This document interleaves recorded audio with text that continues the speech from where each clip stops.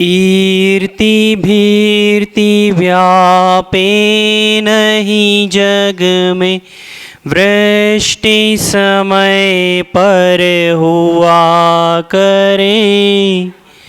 धर्मनिष्ठ होकर राजा भी न्याय प्रजा का किया करे। रोग मरी दुर्भिक्ष न फैले, प्रजा शांति से जिया करे। परम अहिंसा धर्म जगत में फैले, सर्वहित किया करे। मुक्ता मुक्तेक रूपोय कर्म भी संविदादिना।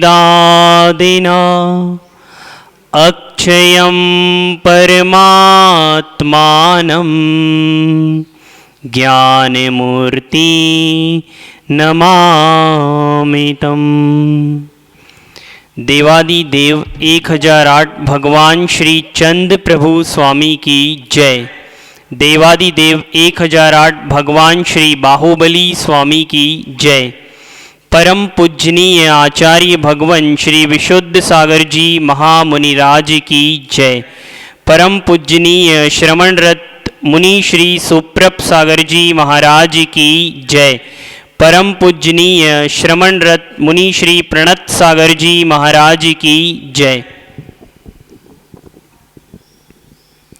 आज फिर से बनाने हमारे जीवन को सम्यक चलते हैं और आए हुए उन विकल्पों को समाधान प्राप्त करते हैं, उनसे जो हमारे जीवन को प्रतिदिन निरंतर हमें उन आश्रवों से बचाने का प्रयास कर रहे हैं जो हमारे जीवन को सम्यक राह पर नहीं ले जा रहा है, और उन विकल्पों को शांत करके हमें एक नया सम्यक जीवन बनाने का उपाय बता रहे हैं।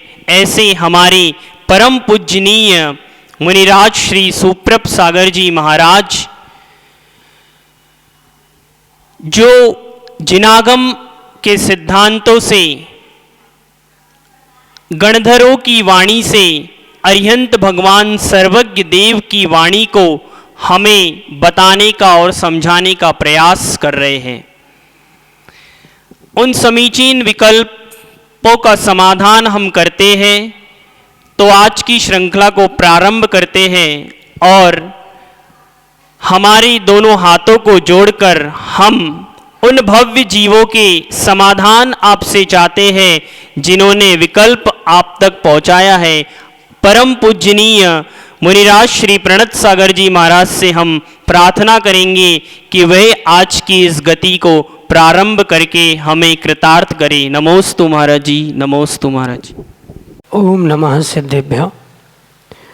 पंच परमेष्टि भगवान की परम पूज्य आचार्य भगवंत गुरुवर विशुद्ध सागर जी मुनि महाराज की, परम पूज्य मुनि श्री सुप्रभ सागर जी महाराज की,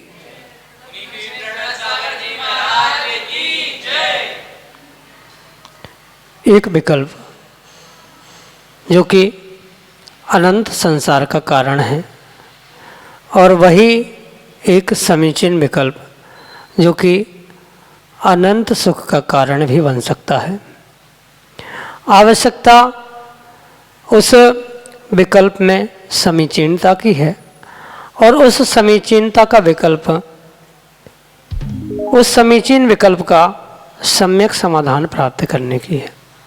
क्योंकि जब तक विकल्प है वह अनंत संसार का कारण ही है, और वह विकल्प जैसे ही समीचीनता को प्राप्त होता है वह अनंत सुख का मार्ग प्रदान कराने वाला होता है। और यदि उस समीचीन विकल्प का सम्यक समाधान प्राप्त हो जाए तो निश्चित ही वह अनंत सुख का कारण भी बन जाता है। ऐसा वह अनंत सुख का कारण समीचीन विकल्पों का सम्यक समाधान, जो कि हम प्रतिदिन परम पूज्य मुनि श्री सुप्रभ सागर जी महाराज के मुखारविंद से प्राप्त कर रहे हैं। प्रारंभ करते हैं आज का सम्यक समाधान। और आज का पहला विकल्प देश की राजधानी दिल्ली से श्याम सुंदर जैन परम पूज्य मुनि श्री के चरणों में बारंबार नमोस्तु निवेदित करते हुए अपना समीचीन विकल्प रख रहे हैं कि गुरुदेव, सुमेरु पर्वत की चोटी पर मात्र भरत ऐरावत क्षेत्र में जन्मे पंच कल्याणक वाले 24 तीर्थंकरों का अभिषेक स्वधर्मेंद्र द्वारा होता है, या विदेश क्षेत्र में जन्मे तीर्थंकरों का पांडुक शिला के चारों कोनों आग्नेय आदि दिशाओं पर भी होता है।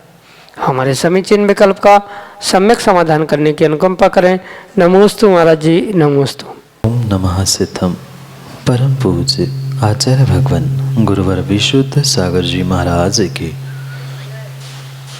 परम पूज्य मुनि श्री सुप्रभ सागर जी महाराज की,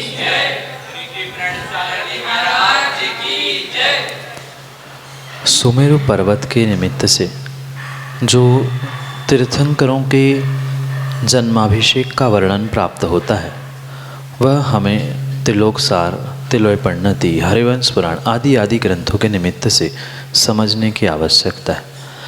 सुमेरु पर्वत की जो वह पांडुक वन है, उस पांडुक वन के बिल्कुल मध्य में वो सुमेरु पर्वत की चूलिका है, और चूलिका के जो 4 दिशाएं हैं, उन 4 दिशाओं में 4 जिन भवन हैं, और उस 4 विदिशाओं में 4 पांडुक शिला है, और उन 4 पांडुक शिलाओं के निमित्त से उसके नाम भी भिन्न भिन्न प्रकार से और क्षेत्रों के अपेक्षा से, बालकों के जन्माभिषेक के भी अपेक्षा से उसका भिन्न भिन्न कथन प्राप्त होता है।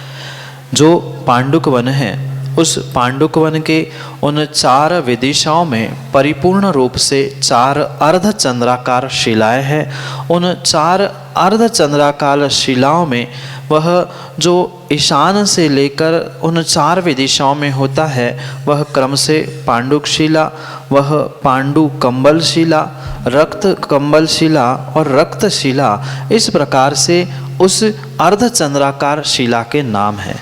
क्योंकि राजवार्तिककार आचार्य भगवंत इनको दिशाओं में मानते हैं, पर अन्य ग्रंथों की अपेक्षा से ये 4 विदिशाओं में प्राप्त होने वाली 4 शिलाएं हैं, जहाँ पर तीर्थंकर भगवान का अभिषेक होता है।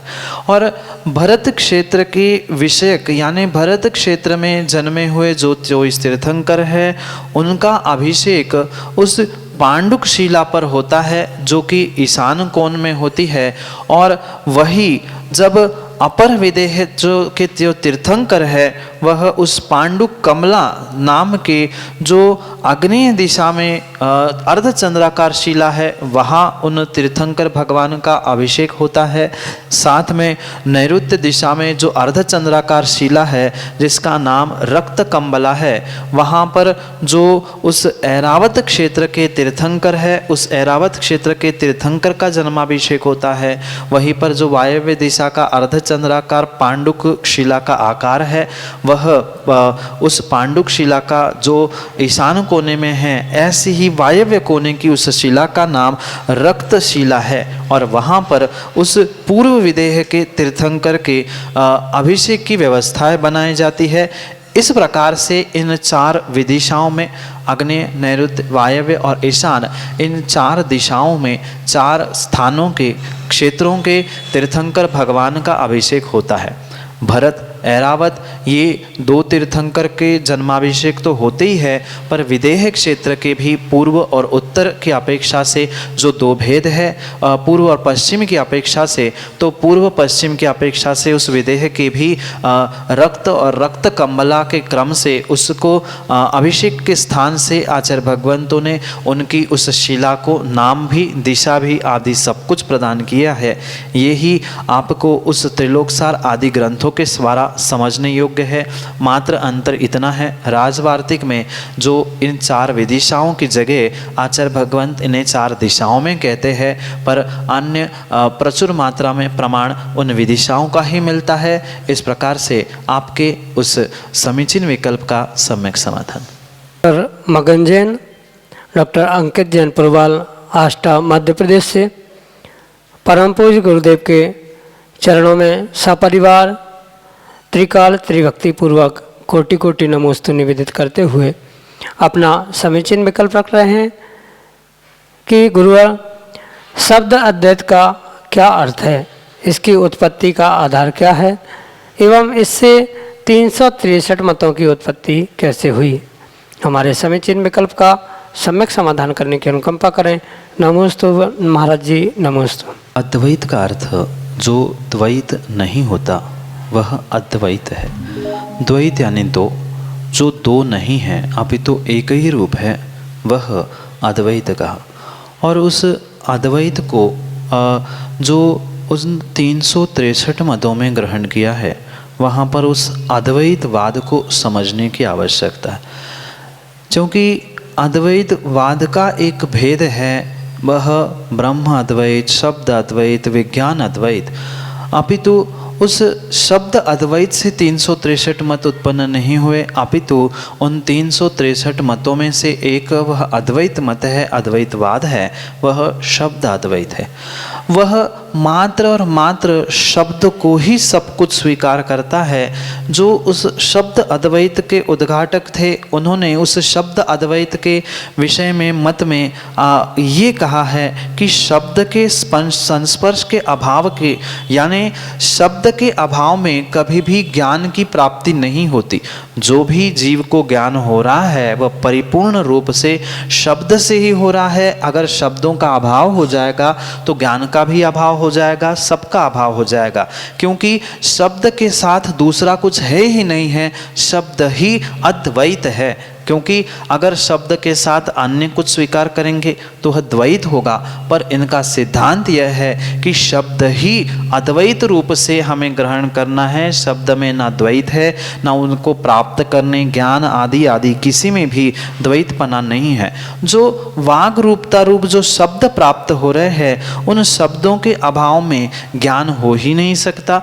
इसलिए उस सिद्धांत के अभिप्राय से, उन मतों के अभिप्राय से शब्द ही स्वयं में अद्वैत यानी दो प्रकार का या दूसरा शब्द के अलावा कुछ भी नहीं है, ऐसी जिसकी मान्यता है, उनके मत को, उनके वाद को अद्वैतवाद कहा है। अन्य उस अद्वैतवाद में भी जो शब्द को अद्वैत मानता है वह शब्द अद्वैत है। जो ज्ञान को ही मात्र अद्वैत मानता है, शब्द होते ही नहीं है, वह विज्ञान अद्वैत है। जो एक ही पुरुष को ब्रह्मा मानता है वह ब्रह्म अद्वैत है, दूसरा कोई ब्रह्म पुरुष देव है ही नहीं, ऐसा वह ब्रह्म अद्वैत है। ये सभी भेद उस अद्वैत मत के ही है।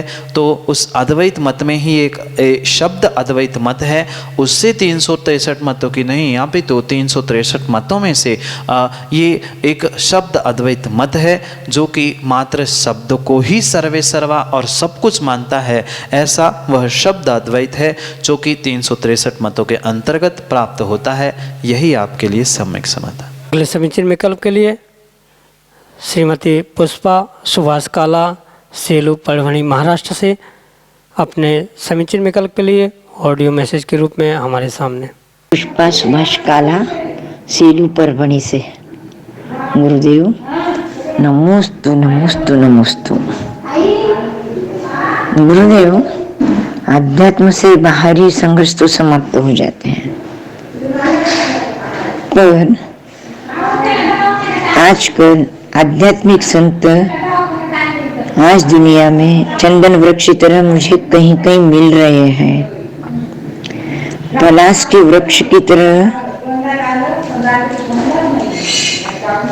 मुझे गुरुदेव मिल रहे हैं। गुरुदेव, अंदर के संघर्ष को मैं कैसे समाप्त करूं, कैसे मेरे भाव सकारात्मक रहे, कृपया समाधान कीजिए। माँ, ये परम सत्य है कि अध्यात्म के द्वारा बहिरंग सभी विकल्प शांत सहज हो जाते। बाहर अगर किसी भी प्रकार का विकल्प है तो व्यक्ति अध्यात्म की ओर या अपने आत्मा की ओर बढ़ता है, अपने भीतर पहुंचता है, तो बहिरंग संघर्ष, बहिरंग विकल्प अपने आप शांत होते। पर उन अंतरंग विकल्पों को भी शांत करने के लिए हम उस विशेष अध्यात्म का अभ्यास या उस अध्यात्म की अनुभूति से ही हम अंतरंग संघर्ष को भी विराम दे सकते। जो मात्र आपने अभी आध्यात्मिक चिंतन करते हुए या आध्यात्मिक ग्रंथों को पढ़ते हुए जो बहिरंग संघर्ष, बहिरंग विकल्प, बहिरंग विचारों को शांत करने का पुरुषार्थ किया है, अगर ऐसा ही पुरुषार्थ उस मात्र अध्यात्म के पढ़ने से, अध्यात्म ग्रंथों को पढ़ने से, सुनने से नहीं, अपितु उस अध्यात्म को अगर आप वास्तव में अपने जीवन में उतार लोगे तो नियम से भीतर के अंतरंग के भी संघर्ष को, अंतरंग के भी विकल्पों को आप नियम से शांत कर सकते हो। आज तक जो भी आपने अध्यात्म के बारे में पढ़ा होगा, सुना होगा, देखा होगा, ये मात्र परोक्षानुभूति थी, शब्दानुभूति थी। पर जिस समय उस अध्यात्म को आप अपने आत्मा से ही, आत्मा को आत्मा में, आत्मा के लिए अनुभूत करने का प्रयास करोगे तो नियम से आपके अंतरंग विकल्प और अंतरंग संघर्ष भी शांत होगा। अंतरंग संघर्ष या अंतरंग विकल्प आने का मुख्य यही कारण होता है कि मैं ऐसा क्यों नहीं कर पा रहा हूँ, अब इतना काल बीत गया, अब मुझे ये प्राप्त करना है, आदि रूप किसी भी प्रकार का अध्यात्म का विकल्प भी, आध्यात्मिक शब्दों का विकल्प भी आपको अंतरंग में संघर्ष उत्पन्न करने वाला हो सकता है। जब इन सभी विकल्पों से, सभी बहिरंग के साथ साथ अंतरंग विकल्पों के साथ आप मात्र और मात्र आत्मा की अनुभूति करने के लिए प्रवृत्त होंगे तो नियम से आपके अंतरंग विकल्प उस अंतरंग अध्यात्म से शांत हो सकते हैं। कहने का अभिप्राय इतना है कि जो आपने आध्यात्मिक ग्रंथ पढ़े, प्रवचन सुने, शब्द आदि का प्रयोग किया, वह परिपूर्ण रूप से बहिरंग रूप थे। उसकी जिस दिन जिस क्षण आप एक देश अनुभूति करोगे या पूर्ण अनुभूति करोगे तो नियम से अंतरंग संघर्ष भी मिट सकते हैं। ऐसा नहीं है कि मात्र और मात्र वह निर्ग्रंथ मुनिराज ही आत्मा की अनुभूति कर सकते हैं। आप भी चाहो तो कथनचित किसी अपेक्षा से भले ही अवस्था, पर्याय आदि की प्रत्याशक्ति की नज़दीकता के निमित्त से अनुभूति वैसी होगी, पर कभी न कभी सतत अभ्यास करने से वह हमें प्राप्त होने की संभावना है। पर उसके लिए भी निर्विकल्प होकर हमें चिंतन, ध्यान, मनन आदि करने की आवश्यकता है। पर अगर उसमें हमने विकल्प बना के रखा कि मुझे और अध्यात्म को प्राप्त करना है या अन्य किसी प्रकार से हमने ये विकल्प पाल के रखा, मैं निर्विकल्प कब हो, कैसे हो, वह निर्विकल्प होने का भी विकल्प आपको आपके भीतर संघर्ष उत्पन्न करने वाला हो सकता है। इसलिए आप तो मात्र अभ्यास करते जाओ, आज नहीं तो कल अवश्य ही उस अंतरंग अध्यात्म की अनुभूति के साथ आप अंतरंग संघर्ष को, अपने विकल्पों को, अपने विचारों को अवश्य ही विराम दे सकते। और बहिरंग रूप से भी या अंतरंग रूप से भी उन विचारों को सकारात्मक करने के लिए हमें अपने लक्ष्य को सकारात्मक करने की आवश्यकता है। आज तक जितने भी लक्ष्य व्यक्ति ने बनाए हैं वह प्रत्येक लक्ष्य मात्र और मात्र परिपूर्ण रूप से अचेतन लक्ष्य थे। अगर जीव ने अपने भीतर की आत्मा का सचेतन लक्ष्य बना लिया और उसके ही विषय में, उसके प्राप्ति के लिए पुरुषार्थ करते हुए अगर वह आगे बढ़ता जाएगा तो नियम से उसके विचार, उसकी सोच भी सकारात्मक होती जाएगी।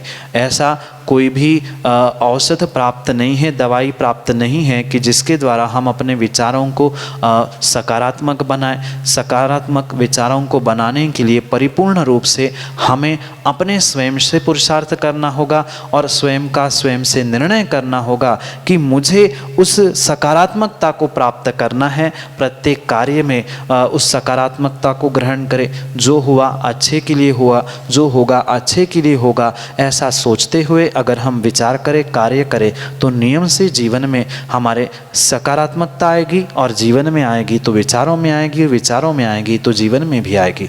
और जैसी सकारात्मकता आएगी, अंतरंग विकल्पों से दूर होने का पुरुषार्थ करेंगे, तो नियम से, अंतरंग अध्यात्म से, अंतरंग ध्यान चिंतन मनन से हम उस अंतरंग संघर्ष को भी, अंतरंग विकल्पों को भी दूर करने का पुरुषार्थ कर सकते हैं। यही आपके लिए सम्यक समाधान।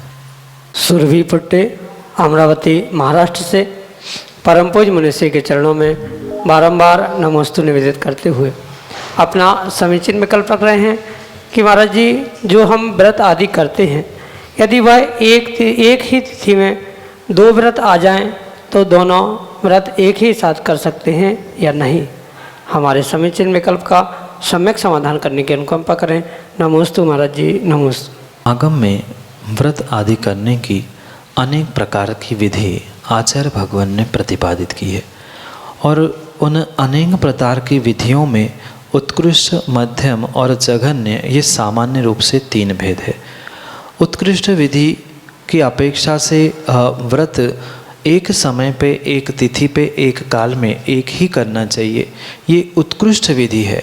पर ज़रूरी नहीं है कि पंचम काल में उतना उत्कृष्ट सहनन नहीं है। इसलिए आचार्य भगवान कहते हैं व्रत आदि करना छोड़ना मत, पर फिर भी अगर हमारी शक्ति है तो हम उत्कृष्टता से एक तिथि के एक समय पे एक ही व्रत आदि करें। पर शक्ति नहीं है, समय का भरोसा नहीं है, कब कौन सा काल कब आ जाए, उससे ये अच्छा है कि हम मध्यम और जघन्य रूप से एक तिथि पे अनेक व्रतों की पूजा, अनेक व्रतों के जाप आदि आदि कर सकते हैं। उसमें आगम के परिप्रेक्ष्य में दोष नहीं है, दोष बिल्कुल भी नहीं है, पर अंतर इतना है जो उत्कृष्ट फल एक दिन एक तिथि पे एक ही व्रत करने का मिलेगा, उतना उत्कृष्ट फल भले ही नहीं मिले, पर वह किया हुआ व्रत, किया हुआ उपवास, एकासन आदि किंचित भी किसी भी प्रकार से व्यर्थ नहीं जाएगा। वो हमारे लिए शुभ भावों से और विशुद्ध परिणामों से अगर किया गया है तो परिपूर्ण रूप से पुण्य का और कर्म निर्जरा का साधन बन सकता है। उत्कृष्टता संभव नहीं है पंचम काल में, इसीलिए आचार्य भगवंतों ने मध्यम मार्ग और जघन्य मार्ग का कथन किया है। तो हम जघन्य मार्ग से, मध्यम मार्ग से एक तिथि के दिन 2-3 व्रतों का भी कार्य हम कर सकते हैं। 2-3 व्रत, 2-3 जाप, 2-3 पूजा आदि सब कुछ कर सकते हैं। उनमें आगम के परिप्रेक्ष्य में किंचित भी किसी भी प्रकार से दोष नहीं है, मात्र वह मध्यम और जघन्य रूप से व्रत कहा जाएगा, और वो भी आचार्य भगवान ने काल की अपेक्षा से, सहनन की अपेक्षा से स्वीकार किया है, वह भी निर्दोष है। आप अवश्य ही उन अपनी शक्ति के अनुसार 2 व्रतों को, 3 व्रतों को उस एक तिथि के दिन भी कर सकते हो। यही आपके लिए सम्यक समाधान। अगले समीचीन विकल्प के लिए हमारे सामने है सुप्रण गुरु परिवार का एक सदस्य आर्यन जैन, सागर मध्य प्रदेश से। अपने दुई गुरुवर के चरणों में मेरा बारंबार नमोस्तु नमोस्तु नमोस्तु। हे गुरुवर, एक सफ़ेद धागा जैसा बहुत से लोगों के गले में डला रहता है, हमने भैया जी के शरीर पर भी देखा है। ये क्या है, क्यों है और किस लिए पहना जाता है? कृपया मेरी शंका का सम्यक समाधान करें। नमोस्तु। जो गले में या वक्ष स्थल पर जो 3 लड़का 7 लड़का धागा पड़ा रहता है, उसको आगम की भाषा में यज्ञोपवीत या जनेऊ कहते हैं। और ये धागा स्वयं में ही एक रत्नत्रय का प्रतीक रूप श्रावक ग्रहण करता है। जो भी श्रावक कुल में जन्मता है, उस श्रावक कुल में जन्मे हुए उस व्यक्ति को, उस जीव को सत श्रावक बनने के लिए, अपने उस रत्नत्रय के मार्ग का बोध करने के लिए, श्रावक बने का एहसास करने के लिए ये यज्ञोपवीत या जनेऊ पहनने की हमारे पूर्वाचार्यों ने व्यवस्था बनाई है। ये व्यवस्था हमारे आगम के प्राप्त हुई व्यवस्था है, ये कोई वर्तमान की व्यवस्था नहीं है। अपितु अगर इसका इतिहास हम इसी 24 में भी खोज लेंगे तो जब वह प्रथम तीर्थंकर भगवान हुए, उनके पुत्र भरतेश के उस कथानक उसके द्वारा हम इसके उस विषय को यानी इस काल के प्रथम तीर्थंकर आदिनाथ भगवान के काल से हम इस जनेऊ या यज्ञोपवीत आदि का विषय समझ सकते हैं। इसके विषय में बहुत विस्तार से आचार्य भगवंत आदि पुराण ग्रंथ में जिनसेन स्वामी हमें समझाते हैं कि ये एक यज्ञोपवीत जनेऊ संस्कार होते हैं जब बालक अपने माता पिता के घर में रहते हुए या किसी गुरुकुल में पहुंचने के उपरांत 8 वर्ष का होता है। 8 वर्ष के उपरांत प्रत्येक जैन श्रावक के बालक को यह जनेऊ संस्कार यज्ञोपवीत संस्कार या उसी को आचार्य भगवंत जिनसेन स्वामी अपने उस अनेक प्रकार की भाषा में इस यज्ञोपवीत संस्कार का व्याख्यान करते हुए समझाते हैं कि प्रत्येक एक कुलवंत श्रावक के लिए ये जनेऊ को पहनना अनिवार्य ही कहा है। ये कोई मात्र धागा नहीं है या जादू टोटका करने के लिए बांधा गया कोई भी ये धागा डोरी नहीं है, अपितु रत्नत्रय स्वरूप यह अपनी आत्मा को और शरीर के शुद्धिकरण को के लिए धारण किया गया वह धागा है। जैसे निर्ग्रंथ मुनिराज रत्नत्रय को धारण करते हैं, वैसे ही श्रावक मैं कभी जीवन में रत्नत्रय को धारण कर लूँ, उस रत्नत्रय की प्राप्ति मुझे हो, मेरा ही स्वरूप रत्नत्रय स्वरूप है, ऐसे उस आत्मा की शुद्धि और साथ साथ शरीर की शुद्धि के लिए ये यज्ञोपवीत जनेऊ आदि पहना जाता है। मात्र इतना उस वितराग विज्ञान से ही ज्ञान नहीं है, लक्षण नहीं है, अपितु अगर हम उस वितराग विज्ञान से ही वर्तमान के विज्ञान को इस बायोलॉजी यानी बॉडी साइंस को भी अगर समझे तो उसके पीछे भी गणित है। जो जनेऊ पहना जाता है उस जनेऊ को दीर्घ शंका लघु शंका यानी 1 नंबर 2 नंबर आदि जाते समय कभी सीधे कान में उल्टे कान में जो 3 बार बांधने की व्यवस्था बताई गई है वह उसके द्वारा ये आज का वर्तमान का बॉडी विज्ञान यही कहता है कि यहाँ कान के पास जो तंतु जो नसें होती है उसको खिंचाव से बांधने के कारण वह जो भी कार्य किया जा रहा है वह परिपूर्णता से निर्मलता से होता है। ये जनेऊ पहनने से वह शरीर की भी निरोगता होती है। ये भी कारण उस जनेऊ को या यज्ञोपवीत को पहनने के लिए आचार्य भगवंत ने हमारे लिए उपदिष्ट किया है। इसलिए एक उत्कृष्ट श्रावक के साथ साथ जो अपने आप को सदगृहस्थ श्रत श्रावक बनाना चाहता है उस प्रत्येक श्रावक को अपने गले में इसको धारण करना ही होगा। जिस प्रकार से आचार्य भगवंत ने आदेशित किया है उसी प्रकार से उसे प्रत्येक श्रावक को धारण करने की आवश्यकता है और तभी उसका यह श्रावक कुल धन्य हो सकता है। क्योंकि जो बाहरी बाधा भी वर्तमान में बहुत सारी बाहरी बाधाएं होती है वह भी इस रक्षा सूत्र के द्वारा, चाहे इसे आप रक्षा सूत्र कह दो, यज्ञोपवीत कह दो, जनेऊ कह दो या सफ़ेद धागा कह दो, बेटा ये आगम के परिप्रेक्ष्य में बहुत कारणों को लेकर आचार्य भगवंतों ने व्यवस्था बनाई है। जो बाहरी दैविक बाधाएं है उससे रक्षा हो सकती है, जो शारीरिक बाधा है कानों पे बांधने से उसकी रक्षा होती है, उसकी सबकी व्यवस्था विस्तार से आचार्य भगवंत ने कही है। जिनसेन स्वामी ने 8 वर्ष के उपरांत प्रत्येक जैन श्रावक के बालक को ये यज्ञोपवीत संस्कार कराना अनिवार्य रूप से कहा है। यही आपके लिए आगम के परिप्रेक्ष्य में सम्यक समाधान। हम सभी देख रहे थे और सुन रहे थे समीचीन विकल्पों का सम्यक समाधान। आप भी घर बैठे आपके चलायमान यंत्र पर YouTube पर जाकर सुप्रभ उवाच को सर्च करें एवं उस चलायमान यंत्र पर देखें प्रतिदिन सम्यक समाधान और परम पूज्य मुनि श्री के अन्य प्रवचन ग्रंथों पर जो वहाँ पर उपलब्ध है। एवं यह सम्यक समाधान पारस चैनल पर प्रतिदिन 4 बजे संध्याकालीन में आपको दिखाया जाता है, प्रसारित होता है। इसका भी आप लाभ लें। जय जिनेंद्र।